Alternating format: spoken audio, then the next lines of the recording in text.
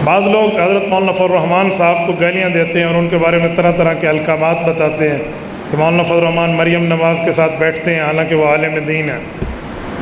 मुझे एक बात बताएं, मोहतरमा मरियम नवाज़ साहिबा जो हैं ये जमीयत उलमा इस्लाम की हैं? बोलिए।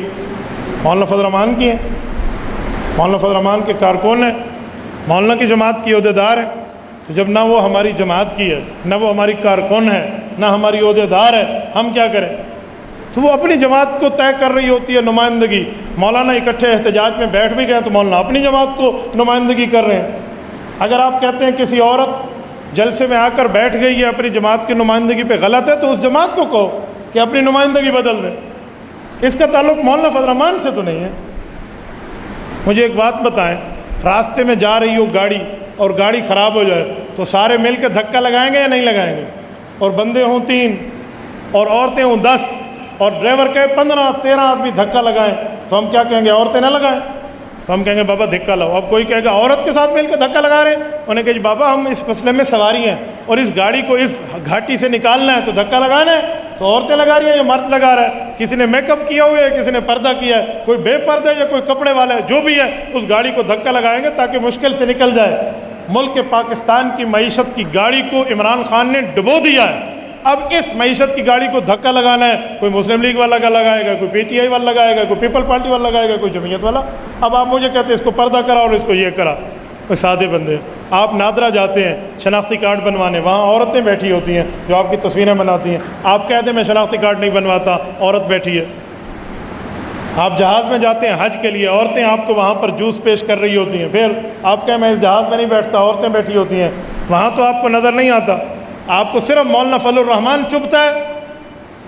जी हाँ, घर या को रोटी शनाख्ती कार्ड दिखाए बगैर नहीं मिलती, वही फेसबुक दे होते मौलवी सब तेलंदा बैठे। जिसको शनाख्ती कार्ड के बगैर घर में रोटी नहीं मिलती, मौलाना पे वो बोलता है। तो बाबा मौलाना अपनी जमात के। उस दिन मेरे पास कुछ आए इस तरह सियासी यूथी भी 2 किस्म के, कोई मजहबी यूथी है, कोई सियासी यूथी है। वो सियासी यूथी आए, मुझे कहते हैं मरियम नवाज़ के साथ मौलवी साहब बैठे हैं, पर्दे का हुक्म नहीं करता। मैंने कहा मुझे ये बताएं शीरी मज़ारी किस जमात में है?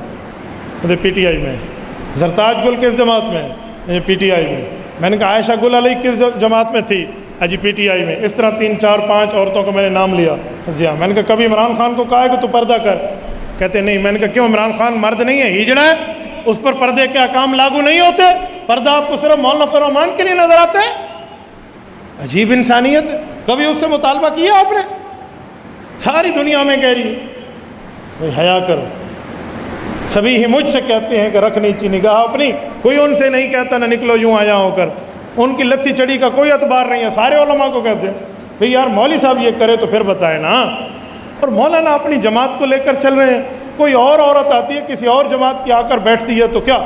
दारुल देवबंद के जलसे में इंदिरा गांधी नहीं आई थी? तो इंदिरा गांधी को हज़रत कारी तैयब साहब ने दारुल देवबंद वालों ने खुद बुलाई थी, वो वज़ीर आज़म थी, वो खुद आई है। तो भाई अगर हमारे जलसे में भी वो औरतें आ गई हैं तो अपनी जमात की नुमाइंदगी कर रही हैं, हमारी जमात की नहीं। डूबी हुई मईशत की गाड़ी को धक्का लगा रही हैं। हाँ, हमारी औरत को बैठे हम कोई बेपर्दा बात करें तो तब नज़र आए तो कोई हमें कहने पर तैयार। अच्छा एक जुमला मज़ीद कहता हूँ। तो आपको इतना पता चलता है कि मौलाना फ़ज़ल रहमान आलिम है, तो आपको नहीं पता कि आलिम अपने इल्म पे अमल करता है, उसके पास भी कोई दलील होगी। तो तुम्हें किसने कहा एतराज़ करना शुरू कर दो? जब मौलवी भी मानते हो, मौलवियों का कायद भी मानते हो, तो उनके पास भी तो कोई दलील होगी।